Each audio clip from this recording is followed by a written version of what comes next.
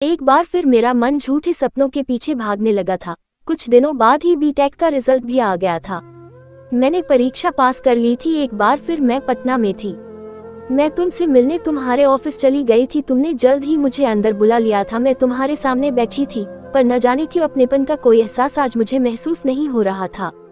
निरंतर भागता वक्त भले ही आदमी के जीवन में उसके आचार विचार और हालात सब बदल देता है, फिर भी वक्त के दरमियान आदमी के जीवन के कुछ लम्हे ज्यों के त्यों दिल के हिमखंड के नीचे अछूते पड़े रह जाते हैं, जिसे पूरे जीवन में न वक्त बदल पाता है, न आदमी खुद मिटा पाता है। एक लंबा समय गुजर जाने के बाद भी मैं क्या उस लिखे को चाहकर भी मिटा पाई हूँ जिसे कभी वक्त ने मेरे अतीत के पन्नों पर लिखा था। आज कितने दिनों बाद मैं घर में अकेली थी, वह भी छुट्टी के दिन। सासू माँ मेरे बेटे आर्यन और पति राजीव के साथ एक रिश्तेदार के घर गई थी। फुर्सत के पल पाकर मैं सोना चाहती थी, पर अकेलापन पाकर अतीत के पन्नों की फुरफुराहट कुछ ज्यादा ही बढ़ने लगी थी।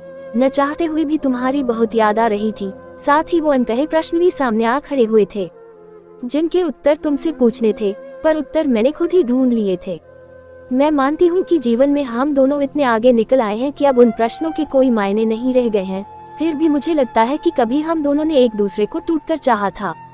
मेरे भविष्य की हर कल्पना में तुम हुआ करते थे, फिर चुपचाप मेरे जीवन से चले क्यों गए? मुझे यूं अकेला छोड़कर क्यों मेरे जीवन के रंगों को तुमने छीन लिया? बिना किसी अपराध के ठुकरा कर जो मेरा अपमान किया था, उसकी कचोट आज भी मुझे महसूस होती है। भले ही हम दोनों ने कभी एक दूसरे को आई लव यू नहीं कहा था, फिर भी उस कच्ची उम्र में भी हम दोनों जानते थे कि हमारा प्यार शब्दों का मोहताज नहीं था। बिना बोले ही तुमने मुझे अपने प्यार का एहसास इतनी गहराई से करवाया था कि मैं तुम्हारे अलावा किसी और के साथ रहने के बारे में सोच भी नहीं सकती थी। कॉलेज में फर्स्ट ईयर से ही हम दोनों जिंदगी की धूप छांव में साथ रहे। एक दिन भी तुम मुझे कॉलेज में नहीं देखते तो मेरे घर के आसपास मंडराने लगते। सबकी नजरों से छुपाकर दिए गए तुम्हारे एक एक फूल को मैं भी कितने जतन से किताबों में छुपाकर रखती थी। फूलों का पूरा एक हर्बेरियम ही तैयार हो गया था। आज भी वह हर्बेरियम दिल्ली में मेरे अलमारी में रखा हुआ है, जो हमारे प्यार का गवाह है। ग्रेजुएशन में तुम पूरी यूनिवर्सिटी में फर्स्ट आए थे। तुम्हारी अलमस्त और बेफिक्र जिंदगी में नौकरी की फिक्र भी मेरे ही कारण समा गई थी। इस फिक्र ने तुम्हें पूरी तरह जिम्मेदार बना दिया था, जो तुम्हारे चेहरे से स्पष्ट दिखता था। चिंता कैसे ना हो, कोई अच्छी नौकरी नहीं मिली तो तुम्हारे पिताजी खुद इतनी बड़ी पोस्ट पर हैं। मुझ जैसे साधारण परिवार के लड़के को क्या देखकर तुम्हारा हाथ सौंपेंगे? तुम्हारे घर की शानो शौक भी तो कम नहीं है, जिसे देखकर मुझे दूर से ही घबराहट होने लगती है। तुम्हें पाने के लिए मुझे कम से कम एक उच्च पद तो प्राप्त करना ही होगा। फिर तुमने एमटेक की पढ़ाई बीच में ही छोड़ मुंबई के एक कोचिंग सेंटर में दाखिला लेने का फैसला कर लिया था। मेरे मना करने पर भी नहीं माने थे। तुमने कहा था, अगर सम्मान से समाज में जीना है, तुम्हारा प्यार पाना है, तो मुझे मुंबई जाना ही होगा। फिर शान से लौटकर तुम्हारे जीवन में आऊंगा, ये वादा है मेरा। इंतजार करना मेरा। तुम्हारे इसी आत्मविश्वास ने मुझे तुम्हारा इंतजार करने का हौसला दिया था। बीटेक करने के बाद दूसरे कोर्स करने के बहाने मैं अपनी शादी टालती रही। पूरे 4 साल गुजर गए, पर तुमने मेरी कोई खबर नहीं ली। पापा जल्द से जल्द मेरी शादी कर अपनी जिम्मेदारियों से मुक्त होना चाहते थे। मैं पल पल तुम्हारे संदेश का इंतजार कर रही थी, तुम्हारे आने का इंतजार कर रही थी, पर न तुम आए और न तुम्हारा कोई संदेश आया था। मेरा धैर्य समाप्त होने लगा था। तुम्हारी परवाह करते करते मैं अपने परिवार के प्रति बेपरवाह भी तो नहीं हो सकती थी। पूरे 5 सालों तक अपना विवाह टालती रही थी। अब पापा के सामने दलीलें देना बंद कर मैं खामोश हो गई थी। एक के मान के लिए सबका अपमान नहीं कर सकती थी मैं। तुम्हारे विषय में कहाँ पता करती? तुम्हारा घर भी तो शहर के अंतिम छोर पर था, जिसका सही पता भी मेरे पास नहीं था। पापा से भी कैसे तुम्हारे विषय में बात करती? तुमने कोई आधार ही नहीं छोड़ा था। साथ में एक झिझक भी थी, नारी सुलभ लज्जा और पारिवारिक संस्कार, जिसने मेरे होंठ सी रखे थे। मुझे पापा की इच्छा के सामने झुकना ही पड़ा।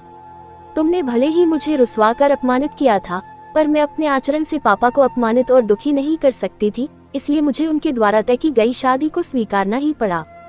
शादी की रस्में शुरू हो गई थी। मैं दुल्हन थी, पर न चेहरे पर कोई खुशी थी, न मन में कोई उल्लास। आंखें रो रो कर फूल गई थी, जिसे लोग मायका छूटने की व्यथा समझ रहे थे। नियति भी हमारे साथ न जाने कैसे कैसे खेल खेलती है। शादी में मात्र 4 दिन बाकी थे तब राधा, जो कभी हमारी क्लासमेट हुआ करती थी, मुझे बताया कि आज ही तुमसे उसकी मुलाकात हुई है। तुम एक IAS अधिकारी बन गए हो और ट्रेनिंग समाप्त कर पटना लौटे हो। अपने पुराने सभी सहपाठियों से मिलना चाहते हो। ये सब सुनकर मैं स्तब्ध रह गई थी। इतने दिनों बाद खबर मिली भी तो तब, जब रस्मो रिवाज के साथ एक नए रिश्ते में बंधने की मेरी सारी तैयारी पूरी हो चुकी थी। दिल चाह रहा था कि अभी भी समय है, सारे बंधन तोड़कर तुम्हारे पास चली आऊं। तभी दिमाग ने दिल पर लगाम लगाई। ट्रेनिंग समाप्त होने के बाद तुमने खबर क्यों नहीं भेजी? पहले क्यों नहीं मिलने आए? सच कहूँ तो उस समय घुटन असहनीय थी, पैर अवश हो गए थे। मैं धम से बिस्तर पर बैठ गई। तुम पर इतना बड़ा विश्वास कैसे कर लेती अब तक कि तुम्हारे आचरण ने मुझे घुटन, दर्द, अपमान के सिवा कुछ नहीं दिया था। तुमने अगर मुझसे अपने सारे संबंध तोड़ लिए थे तो साफ साफ मुझे बताया होता। तुम्हारे प्यार का भ्रम ही टूट जाता। तुम्हारी चुप्पी को हाँ समझकर अब मैं अपने जन्मदाता के अपमान और कलंक का कारण नहीं बन सकती थी, दोनों कुल को कलंकित नहीं कर सकती थी। मन की गति भी कितनी विचित्र होती है, जिसके बिना जीने की कल्पना तक नहीं की थी, जिसके साथ भविष्य के अनगिनत सपने बुने थे मैंने, उसी की सारी यादों को रद्दी पेपर की तरह लपेटकर शादी के हवन कुंड में डाल एक अजनबी के साथ कदम से कदम मिलाकर 7 फेरे ले पूरी निष्ठा से उसके साथ जीवन में आगे बढ़ गई थी।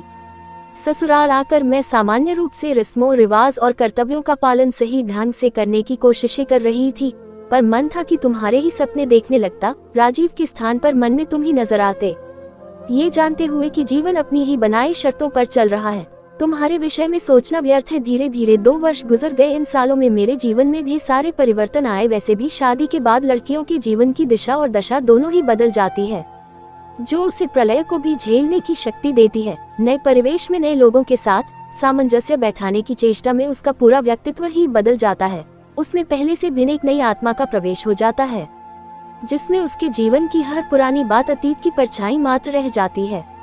वैसे भी समय की गति इतनी तेज होती है कि जीवन के हर विनाशकारी तत्वों को अपने साथ बहा ले जाती है। तब होती है एक नए सृजन की शुरुआत, एक नई दुनिया का आवाहन। मैं भी एक नए सृजन में व्यस्त हो गई थी।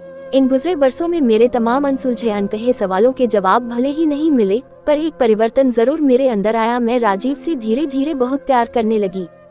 जब मेरे अंदर किसी नए मेहमान के आने का आगाज हुआ, अपने अंदर उसके दिल की धड़कनें सुनाई देने लगी। सारी विनाशकारी सोच समाप्त हो गई। उसके आने के उत्साह से खुद ब खुद तुम्हारी यादों पर धूल जमने लगी। मेरा जुड़ाव इस घर में रहने वाले लोगों से हो गया। इस घर के हर सुख दुख से मैं इस कदर जुड़ गई थी कि यहाँ की हर वस्तु मेरी अपनी हो गई थी।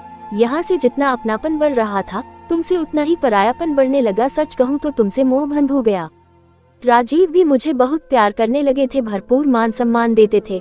मैं खुश थी कि वह मेरे माता पिता की कसौटी पर भी खरे उतरे थे, इसलिए मेरे मायके वाले भी मेरा सुख देखकर सुखी थे। बस एक ही बात मन में हमेशा उमड़ती घुमड़ती रहती थी कि एक बार तुमसे आमने सामने आकर अपने अनसुलझे प्रश्नों के उत्तर पूछूं तुमसे कि मुझे यूं रुस्वा करने का कारण क्या था।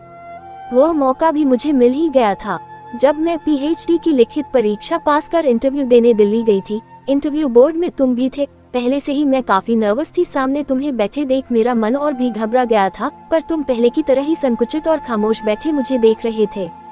जब प्रश्न पूछने की तुम्हारी बारी आई तो बहुत ही अपनत्व भरे व्यवहार से तुमने मुझसे प्रश्न पूछे थे। एक बार तो मुझे ये भी लगा कि तुम मेरी सहायता करना चाह रहे हो। फिर तो मैं ज्यादा देर तक तुमसे नाराज नहीं रह पाई थी।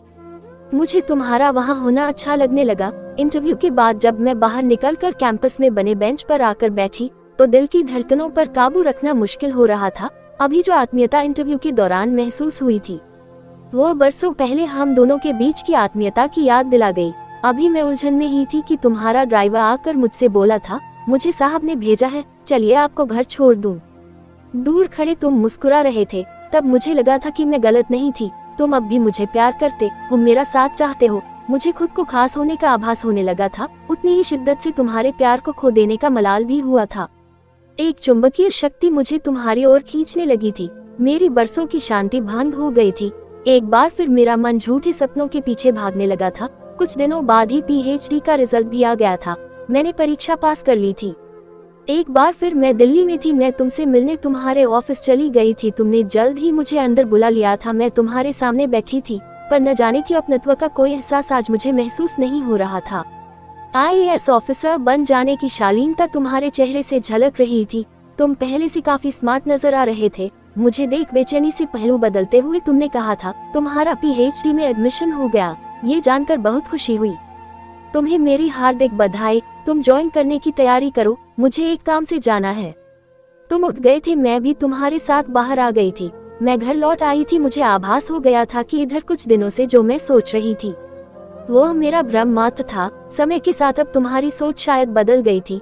कम उम्र का प्यार, तुम्हारी नजरों में अब शायद बचपना था जिसमें कोई गहराई नहीं थी। अब तुम्हारी सोच परिपक्व हो गई थी, इसलिए तुम्हारा मुझे आज की तरह छोड़कर चले जाना ही सत्य था, बाकी सब नजरों का धोखा। बदलते परिवेश में तरुणाई का बचपन वाला प्यार तुम्हारी नजरों में शायद नासमझी और पागलपन साबित हुआ था, तभी सब कुछ तुमने आसानी से भुला दिया। घर आई तो आर्यन दौड़कर मुझसे लिपट गया। उसकी आवाज से मेरे मन के सोए हुए तार झनकृत हो गए। उसे सीने से लगाकर मैं रो पड़ी थी। रोने का कारण नहीं समझने पर भी राजीव ने आगे बढ़कर मुझे संभाल लिया था। मैंने अपना सिर राजीव के सीने पर टिका दिया था। लंबे झंझावातों के बाद एक गहरी शांति का अनुभव हुआ। मुझे अपने सारे प्रश्नों के उत्तर जैसे मिल गए थे। अब यही सत्य था, यही मेरी दुनिया थी, यही मेरा प्यार था, बाकी सब भ्रम मात्र। तभी कॉल बेल की आवाज से मेरी तंद्रा भंग हो गई। अतीत के पन्ने खुद ब खुद सिमटकर बंद हो गए। मन यथार्थ को टटोलता उससे जुड़ने लगा था। शायद घर के लोग वापस आ गए थे। खुश तो वो रहते हैं जो जिस्मों से मोहब्बत करते हैं, क्योंकि रूह से मोहब्बत करने वालों को अक्सर तड़पते ही देखा। इस वीडियो को एंड तक देखने के लिए धन्यवाद। अगर आपको ये स्टोरी अच्छी लगी हो तो चैनल को सब्सक्राइब करना ना भूलें। मिलते हैं नेक्स्ट वीडियो में।